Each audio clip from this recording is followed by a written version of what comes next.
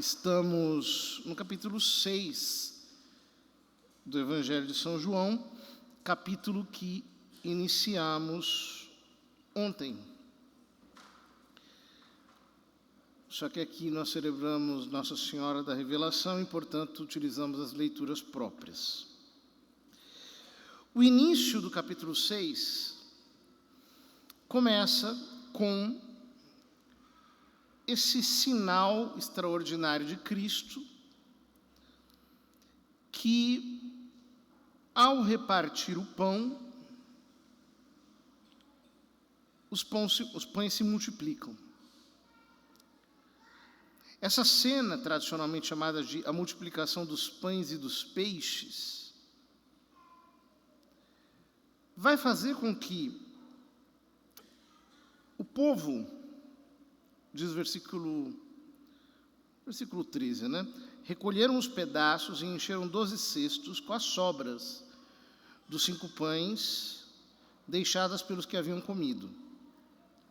Vendo o sinal que Jesus tinha realizado, aqueles homens exclamavam: "Esse é verdadeiramente o profeta, aquele que deve vir ao mundo."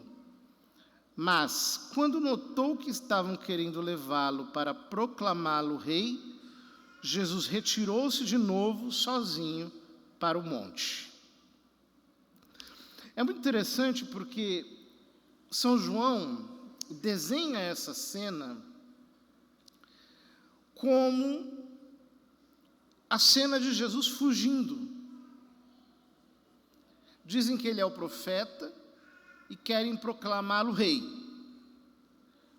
Ou seja, identificam-no com o Messias. E Jesus escapa. Ou seja, São João está mostrando que ele não pode ser assambarcado dentro de um conceito pré-existente. Ele não cabe dentro de rótulos. Ele não coincide com a ideia que aqueles homens faziam do Messias. Esperavam que seria um rei que viria dar pão para todos, queria expulsar os romanos, queria criar um reino terreno. Então Jesus termina o Evangelho, sobe de novo, aliás, retirou-se de novo sozinho para o monte, para esse lugar de oração. Ao cair da tarde, os discípulos desceram ao mar. Na construção de São João, parece que eles o fizeram por conta própria. Simplesmente desceram, entraram na barca e foram na direção oposta, que é a direção de Cafarnaum, do outro lado do mar. Já estava escuro, e Jesus ainda não tinha vindo ao encontro deles. Essa afirmação, Jesus ainda não tinha vindo ao encontro deles, ela se esclarece no Evangelho de segunda-feira, quando diz: depois que Jesus saciara os 5.000 homens, seus discípulos o viram andando sobre o mar. No dia seguinte, a multidão que tinha ficado do outro lado do mar constatou que havia só uma barca e que Jesus não tinha subido para ela com os discípulos, mas que eles tinham partido sozinhos. Então, a cena é muito interessante. Por quê? O povo quer proclamar Jesus rei. Jesus corre para a montanha. Os discípulos vão para o barco. Aqueles 12 homens se colocam dentro de um barco, deixam um barquinho para Jesus. E durante a noite, está escuro, ninguém reconhece mais. Então, discretamente, Jesus desce e, por isso, o texto diz: já estava escuro e Jesus ainda não tinha vindo ao encontro deles com a barca. Eles esperavam que ele viesse com a barca. Soprava um vento forte e o mar estava agitado. Aqui, nós entramos numa cena que é mais do que parece ser. Porque se nós lemos os primeiros versículos do livro do Gênesis, ali está escrito: no princípio da criação, fez Elohim os céus e a terra era deserta e uma desolação. E o Espírito, o vento, soprava sobre as águas. Soprava um vento forte e o mar estava agitado. Na compreensão dos povos bíblicos, eles não tinham a noção de planeta. Aliás, a noção de planeta é uma noção muito recente na consciência humana. Basta lembrarmos que no século XVI, no final do século XV, quando descobriram a América, foi um negócio inacreditável. Não imaginavam que pudesse existir. Claro, havia alguns registros de explorações, mas na consciência das pessoas não havia essa ideia de planeta.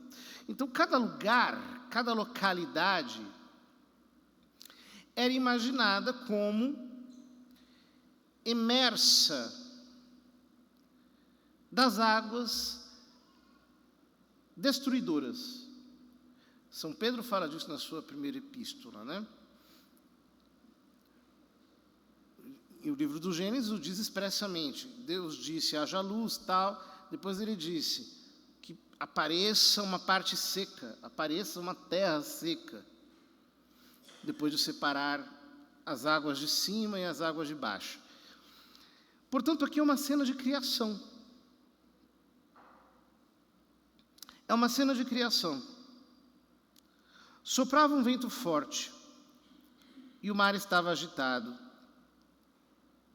Aqui não se fala de tempestade, como nos evangelhos sinóticos. Fala-se de vento.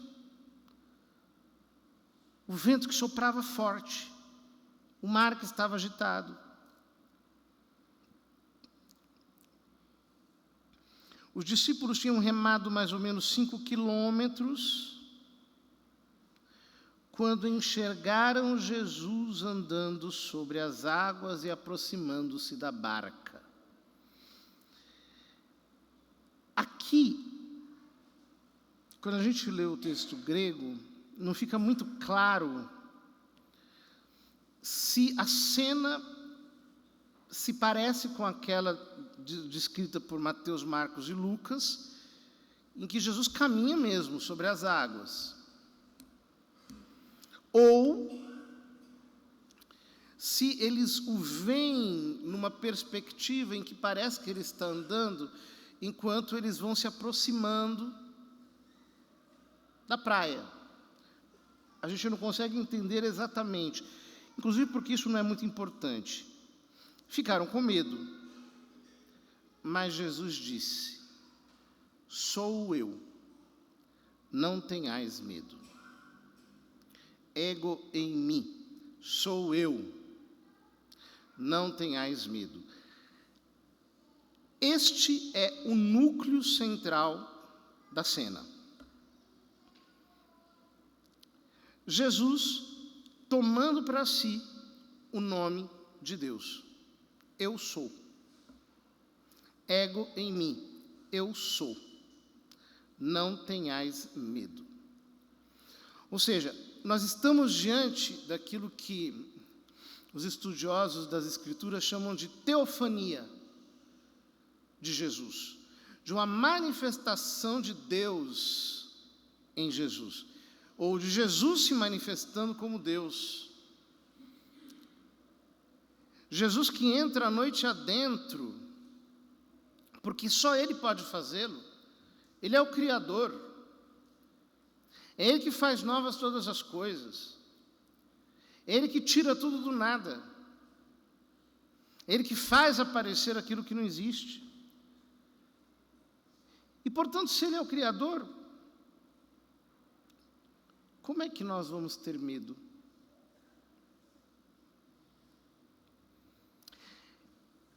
Esse é o grande antídoto para todo e qualquer tipo de medo. Jesus Cristo é Deus. Isso não é uma brincadeira. Ele é Deus mesmo. O que Ele diz é sério. Ele tem uma força que é capaz de realizar nova criação em qualquer contexto em que Ele esteja. Ele não tem medo do vento, Ele não tem medo do escuro, Ele não tem medo das águas destruidoras, Ele não tem medo de nada, nem ninguém, e quem anda com Ele não precisa ter medo de nada, porque Ele é o Senhor sobre as águas. Como diz o Salmo, eis a voz do Senhor sobre as águas, sua voz sobre as águas imensas. A voz do Senhor com poder, a voz do Senhor majestosa, a voz do Senhor aqui se encarnou. É Jesus Cristo. Versículo 21. Quiseram então recolher Jesus na barca. Mas imediatamente a barca chegou à margem para onde estavam indo. Mais uma vez, querem recolher Jesus na barca. Querem agarrá-lo, querem determiná-lo, querem circundá-lo, querem de algum modo defini-lo, mas ele escapa de toda e qualquer medição. Isso deveria para nós ser algo tão instigante, sobretudo para a nossa vida de oração. Se nós percebêssemos que Deus nos transcende, nos ultrapassa, como dizia Santo Anselmo, Ele é aquele depois do qual nada pode ser dito. Ele é, por assim dizer, o que está muito além de tudo que pode ser pensado, dizia Santo Anselmo. De tudo aquilo que pode ser pensado. Ele não cabe nas minhas caixas mentais. Então eu tenho que transcender. E apenas quando eu me desapego de todo e qualquer tipo de imagem, figura, conceito, ideia, me apoiando sobre a fé para amá-lo, é que eu de fato começo a atingi-lo.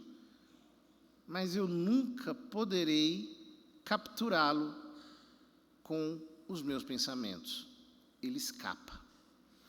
Por que São João termina as duas cenas mostrando Jesus escapando? A primeira, Jesus escapa para o monte. E a segunda, Jesus escapa para a terra.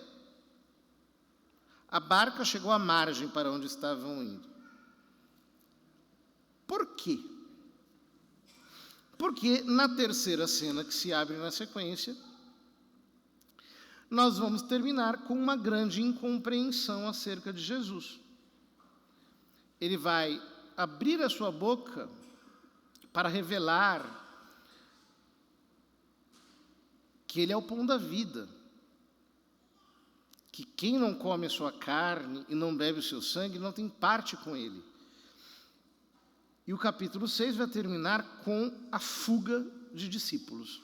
Jesus vai perder seguidores, quando Ele revela a sua pretensão de dar a sua carne em comida e o seu sangue em bebida. Portanto, quem não entende, ou quem tenta entender de um modo carnal, ou quem tenta de alguma maneira, fazer Deus caber nos seus conceitos pré-estabelecidos, esse não vai ficar com ele. Ele vai passar.